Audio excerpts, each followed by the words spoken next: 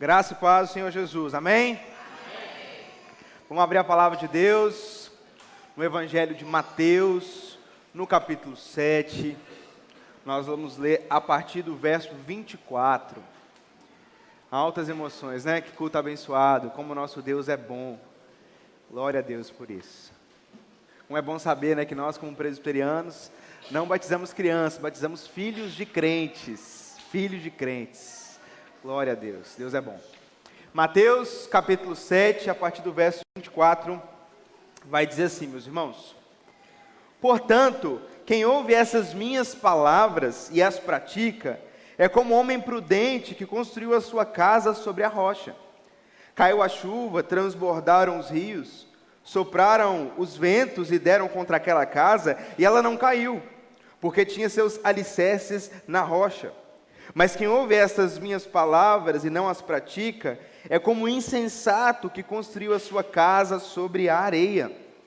Caiu a chuva, transbordaram os rios, sopraram os ventos e deram contra aquela casa, e ela caiu, e foi grande a sua queda. Vamos orar mais uma vez. Deus, estamos aqui diante da Tua presença. Esse culto é para o Senhor, e nós pedimos que o Senhor possa falar ao nosso coração. Ó Deus, nos confronta, nos consola, tira toda a ansiedade, inquietação, preocupação, e que nós possamos ouvir a Tua voz, que nós possamos sair daqui melhores do que nós entramos. Assim nós oramos em nome de Cristo Jesus. Amém.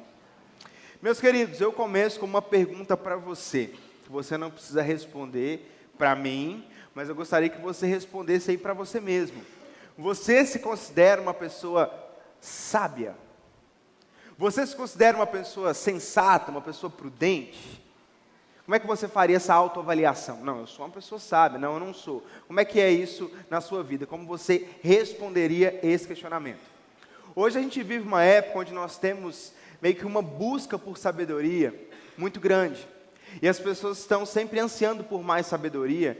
E existe até certos tipos de competições acerca de quem é mais sábio, aonde adquirir mais sabedoria. As pessoas estão comprando livros, elas estão comprando cursos na internet, elas estão atrás de mentorias, de coachings, em busca de serem pessoas mais sábias. E nesse processo elas acabam caindo em alguns erros. Por exemplo, as pessoas hoje estão confundindo sabedoria com inteligência ou formação acadêmica. Mas sabedoria não é sobre informação. Sabedoria não é sobre inteligência, graduação, mestrado, curso. Sabedoria não é ser o melhor, o mais esperto, sempre se dar bem, ou ser competitivo. Uma pessoa estudiosa, muito inteligente, não é necessariamente uma pessoa sábia. Quantas vezes nós estamos, meus irmãos, cheios de diplomas na gaveta, ou mesmo na parede? A gente está cheio de curso, a gente está cheio de conhecimento, na ponta da língua, mas a gente se depara com situações onde a gente erra feio, a gente acaba se arrependendo. Quantas pessoas inteligentes, bem informadas, que nos cercam, e a gente até admira essas pessoas. E essas pessoas tomam cada atitude que a gente fala assim: meu Deus, onde que aquela pessoa estava com a cabeça para tomar aquela atitude? E quantas vezes nós estamos assim, buscando ser pessoas mais sábias, e a gente está o tempo todo com conhecimento. A gente está indo para o trabalho, ouvindo rádio. A gente, quando tem um intervalo no trabalho, a gente pega o Instagram e a gente está ali na página de notícias, a gente está ali olhando o que está acontecendo no mundo. A gente está fazendo uma atividade física, uma academia, a gente está escutando um podcast. A gente está fazendo uma corrida, uma caminhada, está escutando um podcast. A gente está comprando cada vez mais livro, e a gente para e começa a refletir: como me falta sabedoria. Ou seja, a gente tem um problema, a gente tem uma demanda, e a gente muitas das vezes estamos falhando nessa busca por sabedoria. E hoje o nosso texto, meus irmãos, ele vai nos ensinar a entender mais sobre o que é sabedoria, sobre como buscar sabedoria, sobre as consequências da sabedoria na nossa vida.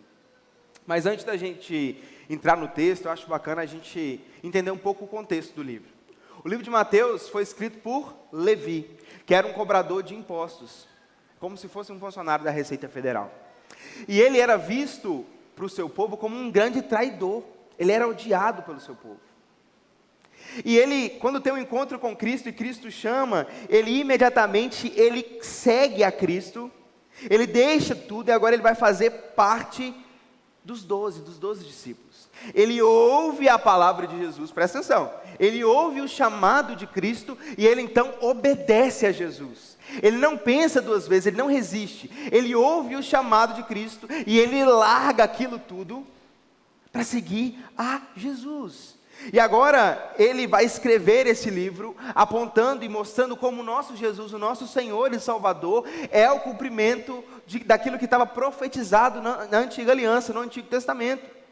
E esse evangelho de Mateus, ele pode ser dividido em 3 partes. Quando a gente chega diante do conteúdo, depois você dá uma lida no evangelho de Mateus, você pode dividir ele em 3 partes. A primeira parte, do capítulo 1 ao capítulo 4, nós temos o nascimento até o início do ministério público de Jesus.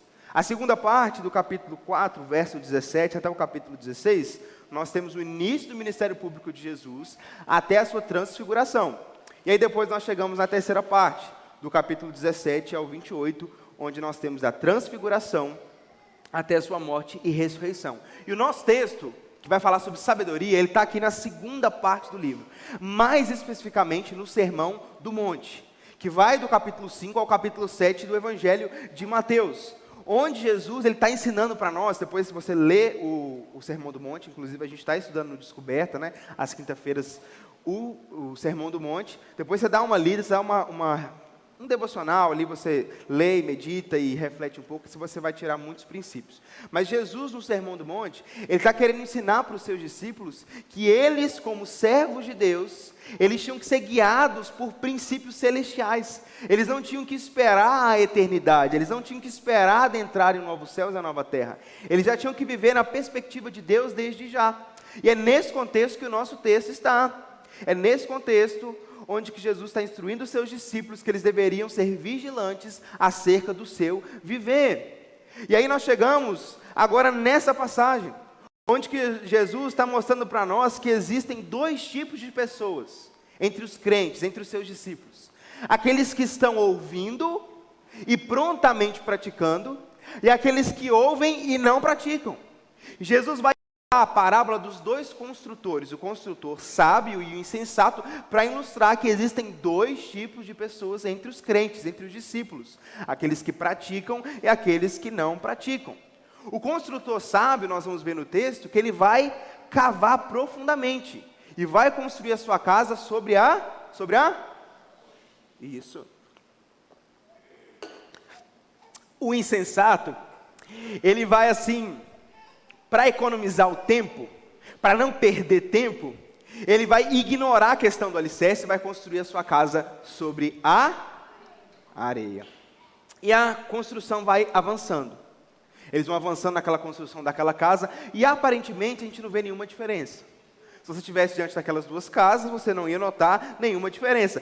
Certamente, nós, com um olhar mais assim, momentâneo, a gente até falaria: aquele ali é mais esperto, porque ele construiu a casa mais rápido, né?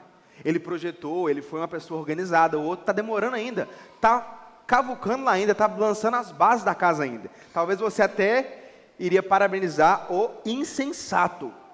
Os 2 têm o mesmo objetivo. Eles planejaram construir uma casa e juntaram seus recursos. E agora eles finalizam a sua casa, finalizam a construção. O sonho é concretizado. Mas aí acontece o quê? Uma tempestade reveladora. Essa tempestade, meus irmãos, ela vai mostrar que uma casa vai resistir à tempestade e a outra casa não vai resistir, ela vai desmoronar.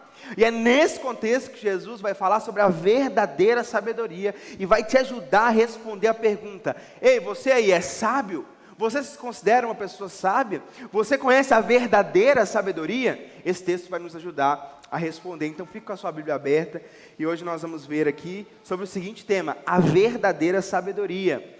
Verdades acerca da verdadeira sabedoria. Verdades acerca da verdadeira sabedoria. Em primeiro lugar, a verdadeira sabedoria consiste em praticar a palavra de Deus. Repita comigo: a verdadeira sabedoria consiste em praticar a palavra de Deus. Como eu disse, Jesus está falando aqui com os crentes. Ele não está fazendo uma parábola, uma ilustração entre crentes e não crentes. Os crentes. O contexto anterior, você está com a sua Bíblia aberta aí, você pode ler comigo. Se a gente chegar aí no verso no verso 23, do verso 21 ao verso 23, vamos ler. Fala assim, verso 21 ao verso 23, do mesmo capítulo, capítulo 7. Nem todo aquele que me diz, Senhor, Senhor, entrará no reino dos céus, mas apenas aquele que faz a vontade de meu Pai que está nos céus. Muitos me dirão naquele dia, Senhor, Senhor, não profetizamos em Teu nome? Em Teu nome não expulsamos demônios e não realizamos muitos milagres? Então eu lhes direi claramente, nunca os conheci, afastem-se de mim vocês que praticam o mal. Nos versos anteriores, Jesus está fazendo um contraste entre o dizer e o fazer. Jesus está mostrando que tem muitos discípulos, tem muitos crentes, que estão simplesmente vivendo como ímpios, e muitas pessoas que inclusive dentro da comunidade cristã, que se acham crentes, não são. Está fazendo um contraste entre o que a gente diz e aquilo que a gente faz. E agora Jesus, ele vai continuar sua argumentação, ele vai falar sobre aqueles que ouvem e não fazem. Não mais o contraste entre o dizer e o fazer, mas o ouvir e o fazer. Porque ouvir e praticar a palavra são dois lados de uma mesma moeda. A sabedoria, meus irmãos, a verdadeira sabedoria, está em praticar a palavra de Deus. Essa palavra que foi dada pelo nosso Deus, que é imutável. Essa palavra que não volta vazia. Essa palavra que é inspirada por Deus. A verdadeira sabedoria é obedecer aquilo que o Senhor está falando conosco. E é isso que nós vemos no verso 24 e no verso 26. Portanto, o que ouve estas minhas palavras e as pratica, é como um homem prudente. Verso 26, mas quem ouve essas minhas palavras e não as pratica, é como um insensato. Jesus está terminando o Sermão do Monte, ele está finalizando o sermão, como eu disse, do capítulo 5 ao capítulo 7, ele já falou sobre as bem-aventuranças, ele já falou sobre o cristão ser sal e ser luz, ele já falou sobre o ensino da lei, da ira, sobre o adultério, o divórcio, juramentos, vingança, amor aos inimigos, ajuda aos necessitados, oração, jejum, tesouros do céu, a luz do corpo, os dois senhores, preocupações, julgar os outros, encorajamento à oração, a porta estreita, quem vai ou não entrar no reino dos céus. Todos esses textos que você já leu, que você já se deparou, que você já viu pregações. E agora Jesus, no encerramento do sermão, ele vai nos ensinar que praticar a palavra de Deus é sinônimo de sabedoria. E muitos religiosos daquela época, eles conheciam a lei, eles achavam que eles estavam praticando a lei, eles tinham um envolvimento no ritual, na vida religiosa, mas eles negavam a Jesus, eles negavam os ensinamentos de Jesus, eles se opunham aos ensinamentos de Jesus, ou seja, eles achavam e tinham tudo para conhecer a verdadeira sabedoria, mas eles não conheciam. Essa sabedoria consiste em praticar o conhecimento que foi ouvido, que foi adquirido, fundamentar, meus irmãos, todas as áreas da nossa vida, fechar todas as brechas, lançar todas as nossas vidas sobre o alicerce de Cristo Jesus. A Bíblia tem princípios para todas as áreas da nossa vida, e por isso que nós devemos ler a Bíblia, devemos adquirir esses princípios, e nortear as nossas decisões, nortear o que nós vamos fazer, os nossos projetos pessoais, como a gente administra as áreas da nossa vida, fundamentados em Cristo Jesus. A sabedoria correta, meus irmãos, e verdadeira, ela está em ensinar os nossos filhos no caminho. Não é simplesmente trazer para a igreja, deixar na salinha, deixar na escola bíblica, no culto infantil, é você viver uma vida centrada em Jesus, em sua palavra, durante a vida de convivência do lar. A verdadeira sabedoria, meus irmãos, está em amar e orar pelos nossos inimigos, aqueles que nos perseguem. A sabedoria verdadeira está em dizer não ao jeitinho brasileiro, quando a gente tem a palavra de Deus. O jeitinho brasileiro é algo incompatível e a gente fala assim, não, porque eu não sou daqui, eu estou de passagem. A sabedoria verdadeira, meus irmãos, está em dizer não à imoralidade sexual, em não aceitar, em não tolerar em nossas vidas. A verdadeira sabedoria está em pedir perdão e saber perdoar, porque perdoar não é esquecer, mas é tomar uma decisão. A sabedoria verdadeira está em trazer o evangelho para os nossos casamentos, trazendo um ambiente de paz, de reconciliação, de perdão, onde você não acha que a sua esposa, o seu marido é o seu inimigo, que você não está em pé de guerra contra ele, mas vocês juntos estão edificando um casamento centrado na palavra, onde os dois pecadores, tentando viver para a glória de Deus, eles vão se perdoar e eles vão mutuamente auxiliar para que eles estejam mais próximos de Jesus.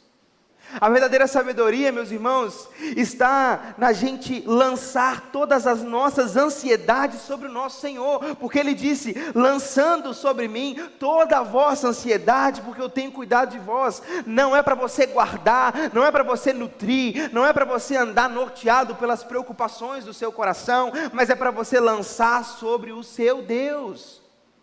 A verdadeira sabedoria está em ser sal e luz, em influenciar e ser discípulo de Cristo aonde você estiver, no trabalho, na família, na vizinhança, na faculdade, na escola. A sabedoria verdadeira está em não tolerar vícios, em você dizer não, porque isso prejudica o seu corpo, porque isso é um pecado contra o Senhor, o templo do Espírito que Ele te deu. A sabedoria está em você ter compromisso com a igreja local, não é bater ponto, não é vir de vez em quando, não é vir só no culto da ceia, não é achar que aqui é um clube social, que é um cinema, uma academia, mas é você ter compromisso, porque aqui é uma família, todos nós precisamos uns dos outros, e nós precisamos ter compromisso com a igreja local. A sabedoria está em levar a sério aquilo que Deus está falando. Se Deus está falando, Ele ama os seus filhos e corrige os seus filhos. O que Ele está te falando pela palavra, não ignore, meu irmão. A verdadeira sabedoria está em ouvir a voz de Deus. Deus está me constrangendo, eu preciso mudar essa área da minha vida. Eu preciso que esse quarto escuro seja lançado à luz do Evangelho, eu preciso mudar. Está aí a verdadeira sabedoria.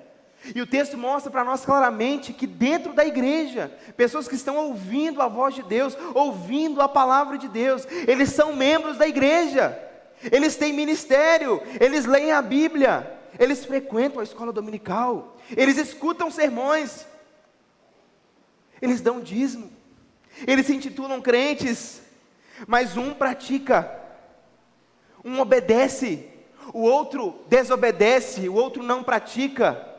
Diante de Deus, isso não passa impune. O Senhor está falando, esse é insensato. Esse que não me pratica, que não me obedece, que não pratica a minha palavra é insensato. Mas aquele que obedece, esse sim é o sábio.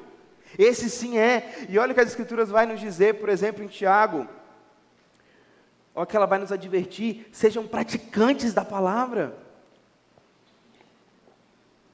E não apenas ouvintes, enganando-se a si mesmos.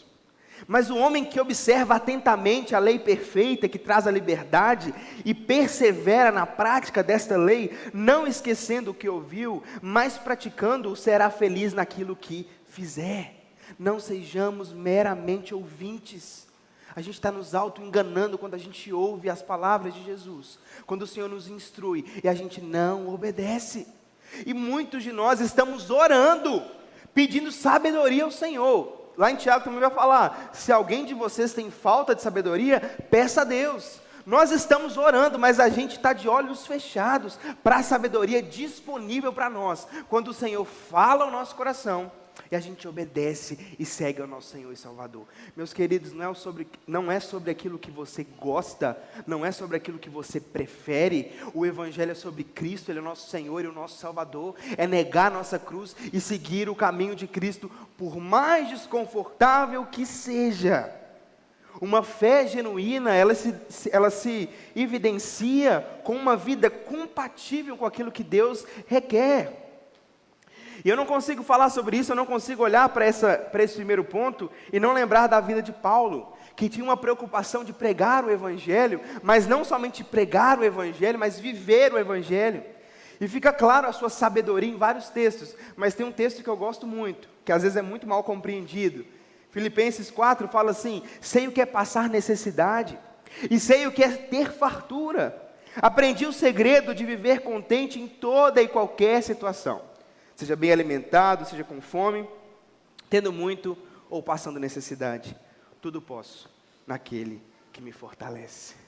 A sabedoria de alguém que era perseguidor da igreja, tem um encontro com Cristo a caminho de Damasco, a sua vida é transformada, ele agora ama profundamente a Jesus, que ele tem um compromisso real com Jesus, e agora ele sabe que por amor a Jesus, ele vai enfrentar muitas dificuldades, e entendendo e vivendo dessa forma, ele passa a viver este evangelho, a ser inundado, a ser encharcado por esse evangelho. Ele passa a ser uma carta viva de Deus, a exalando o bom perfume de Cristo. E agora ele está falando, eu sei o que é passar dificuldade, eu sei o que é passar por aflições, mas tudo posso naquele que me fortalece em Cristo Jesus. Eu posso passar por momentos maravilhosos, mas momentos também difíceis. Meus queridos, nós temos que entender que não são experiências sobrenaturais, extraordinárias, que vão provar a sabedoria do crente.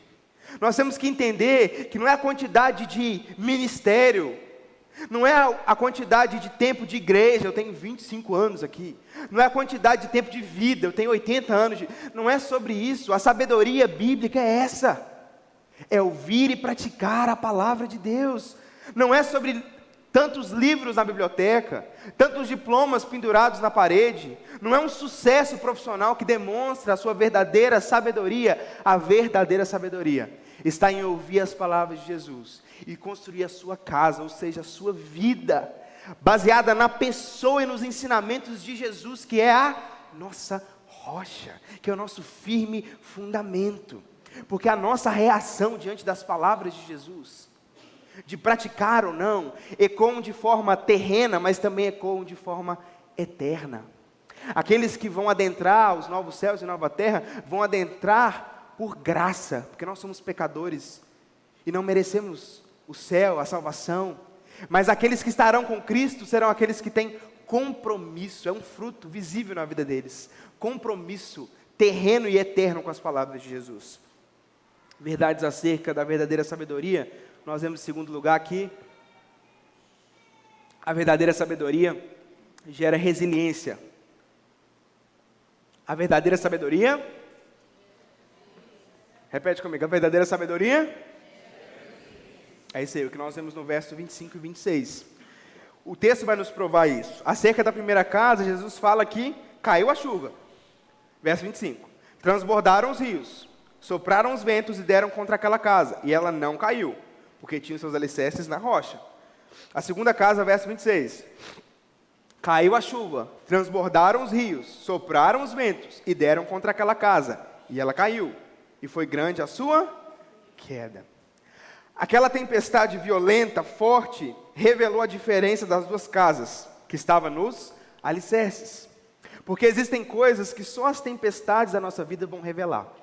Tem coisas que ninguém vê, que nós tentamos esconder, mas quando vem uma forte tempestade, elas vêm para fora. Tem coisas que somente as tempestades vão conseguir revelar, nem que seja a última tempestade, no dia do juízo final, onde nada passará de forma oculta, desapercebida diante dos olhos do Senhor. Meus queridos, as tempestades são comuns na vida de todos. Não tem uma pessoa nessa igreja que possa falar assim, eu nunca vivi uma tempestade, eu nunca sofri. Todos. Talvez seja a coisa mais democrática.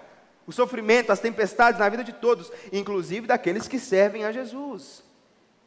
E elas chegam até nós de várias formas. Elas podem ser através de tribulação, sofrimento, luto, como vimos na vida do nosso irmão Jó. Uma crise financeira, como aquela viúva de Serepta na época de Elias, que recebe o profeta em sua casa. Crises familiares, como o rei Davi enfrentou. Crises existenciais, quando um grande profeta, depois de uma grande bênção, o profeta Elias, pede Deus para morrer. E Jesus aqui, usando esses elementos da natureza, ele vai enfatizar essa realidade das tribulações. Chuva, vento, rios. Essas tribulações também podem surgir na nossa vida por conta da nossa fidelidade a Cristo. Meu irmão, deixa eu te dizer, servir a Jesus e ser fiel a Ele, é altas aventuras. Bota o cinto. Está preparado para sofrer? Levar pedrada? Mas vale a pena, que o Senhor está conosco. Mas sermos fiéis a Jesus, na nossa época, é algo que é meio careta, contracultural, incomoda as pessoas. Pode gerar zombaria, perseguição.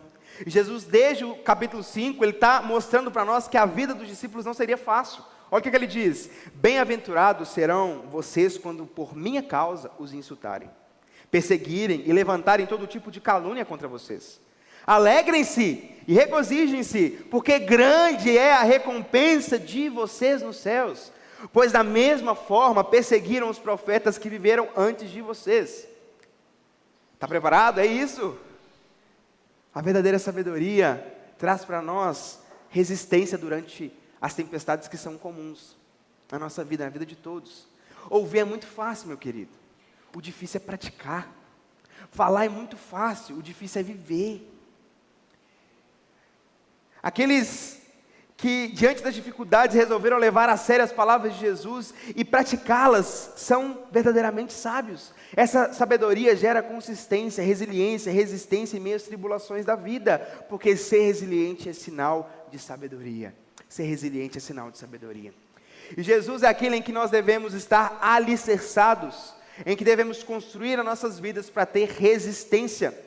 Cristo foi profetizado no Antigo Testamento, Isaías 28:16, como a nossa pedra angular, nossa pedra fundamental. E agora Ele vem, se encarna, o Deus encarnado no Novo Testamento, para ser a nossa segurança, a segurança do seu povo. E Jesus estava ciente, ao usar essa parábola, das condições climáticas da época. E como carpinteiro, Ele entendia o que precisava, o processo de construir uma casa. E uma das partes mais importantes, Jesus sabia disso, era a escolha do local da construção, aonde nós vamos construir, e o estabelecimento da fundação. Porque o local e a fundação ia determinar o destino, ia determinar a resistência, a segurança daquelas casas. E eu falo para você e para mim essa manhã, se você quer aguentar firme, se você quer resistir, quando as crises chegam na sua família, quando as crises chegam no seu casamento, você tem que estar alicerçado não na religião, não na denominação, não na placa da igreja, não na fé dos outros. Vocês têm que estar alicerçado em Jesus Cristo de Nazaré. Se você quer resistir à crise financeira, às decepções que chegam na sua vida e vão afetar a sua vida emocional, esteja firme em Cristo Jesus. Se você quer resistir durante as enfermidades que tentam minar a sua fé e falar assim, cadê o seu Deus agora, que permitiu que isso acontecesse com você? Esteja alicerçado em Cristo Jesus. Se você quer ter segurança de vida eterna, esteja alicerçado em Jesus.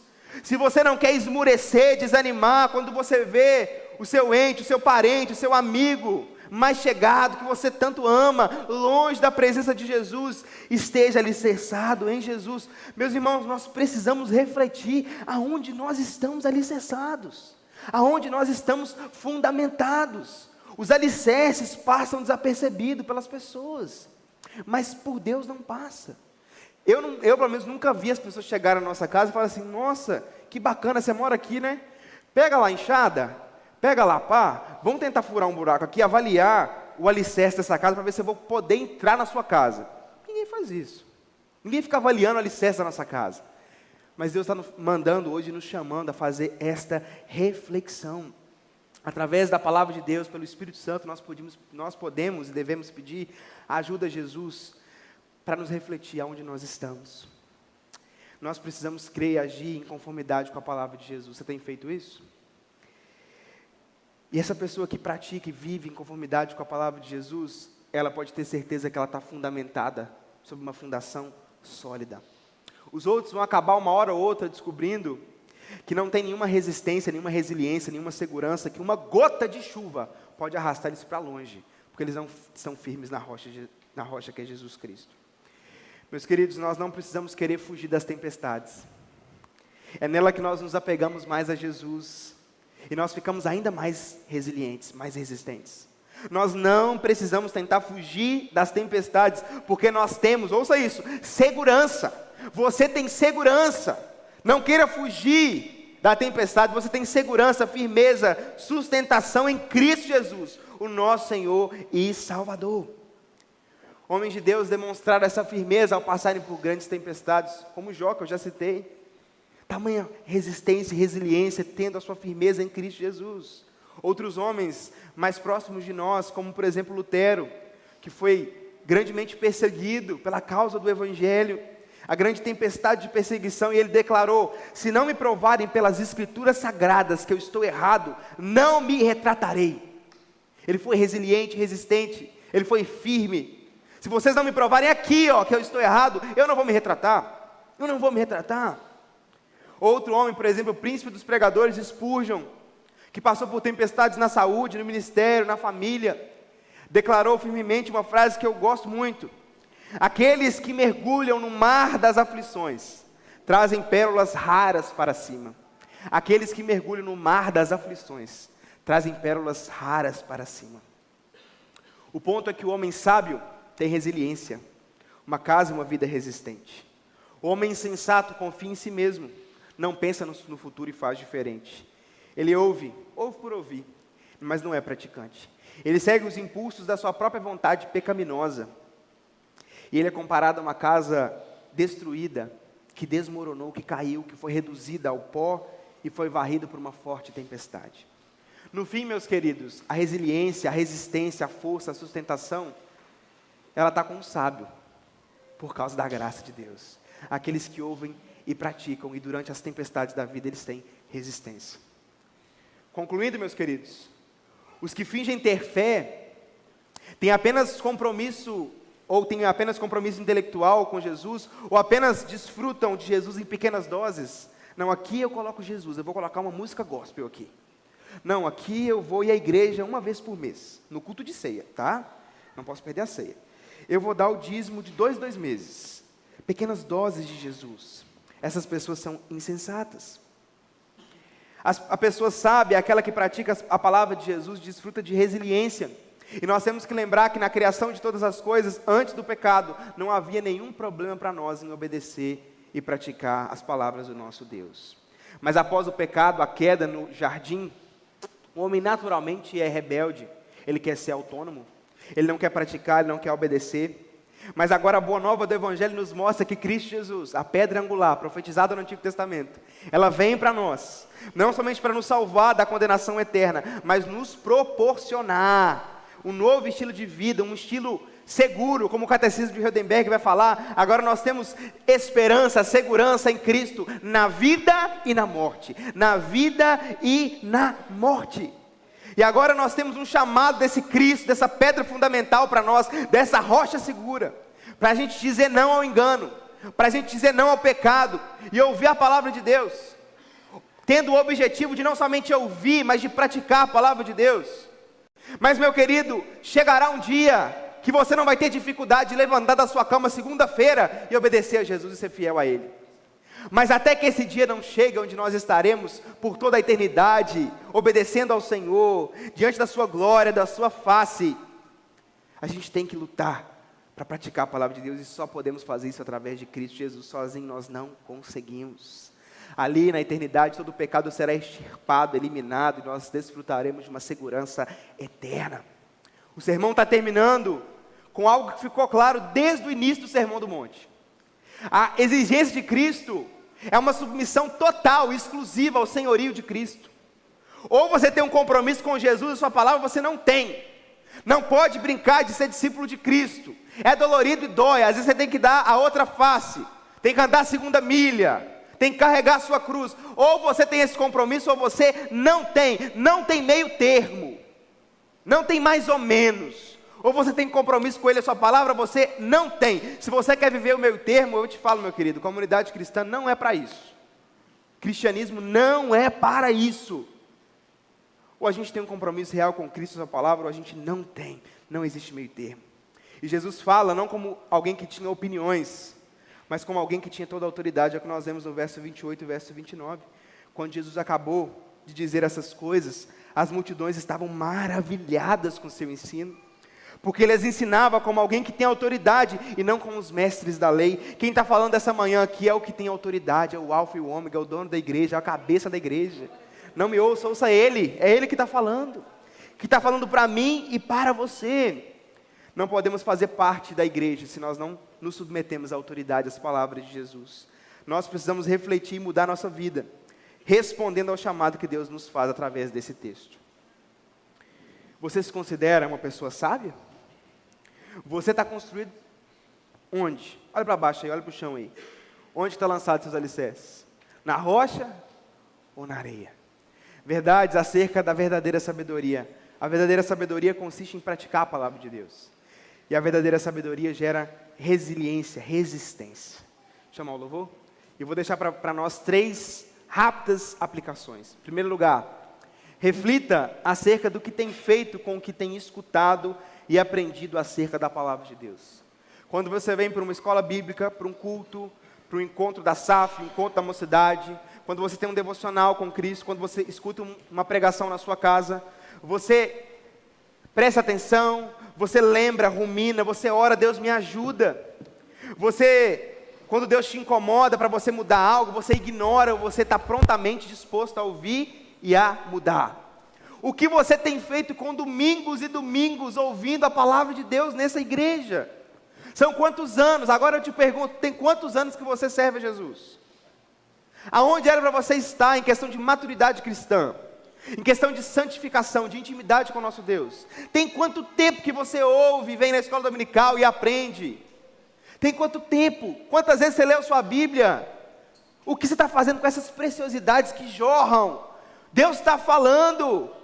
Deus está falando. Em segundo lugar, entenda que é necessário haver coerência entre o que você professa e vive. Seguir Jesus não é fácil. Nós somos pecadores, mas é sobre Ele, é tudo sobre Ele, é sobre Jesus. Mas tem que ter coerência na forma que a gente fala às pessoas, que a gente trata. No olhar o próximo, no ajudar, no socorrer. Nas redes sociais. A maneira o que a gente fala, o que a gente ensina, a nossa vida pública e privada. Não podemos ser um domingo, de segunda a sábado, sermos demônios nas nossas casas, na vizinhança, ninguém suporta a gente. Pessoas insuportáveis. Nós temos que ter coerência. Não existe crente secular, isso não existe. Crente secular. Misericórdia. Sai fora, sai disso aí que é furada. Ou é Jesus ou não é Jesus. Ou tem compromisso com Jesus e sua palavra ou não. É santidade, meu querido. É joelho no chão. Bíblia na mão. É joelho no chão. É Bíblia na mão. Terceiro e último lugar. Leve a sério a frequência com a igreja local. Tempo com as escrituras, com o devocional. Tenha compromisso com Deus e a sua igreja. Vem para cá, meu querido. Às vezes está com dificuldade de acordar cedo. Vale a pena. Não acha que você não precisa de escola bíblica, não. Vem aprender com a gente. Tem sempre algo mais que nós precisamos aprender. Vem para cá. Vamos estar juntos. Acorda com alegria. Eu vou aprender mais sobre a palavra de Jesus. Vou aprender com o meu irmão. Tenha compromisso com a sua igreja. Tenha compromisso com o seu Deus. Orar não é perder tempo, não. Orar é investimento. Ora, fala com Deus. Tenha tempo com as escrituras sagradas. Gente, Deus não hesitou em fazer tudo por nós, ao morrer naquela cruz. Por que a gente hesita em nos entregar sem reservas ao Senhor? A gente vai indo em pequenas doses. Jesus quer a gente de forma intensa, total, exclusiva. Ele é o nosso Senhor e Salvador. Leve a sério essa comunidade. É aqui que a gente aprende para praticar e fundamentar a nossa casa, a nossa vida sobre a rocha que é Cristo. Amém?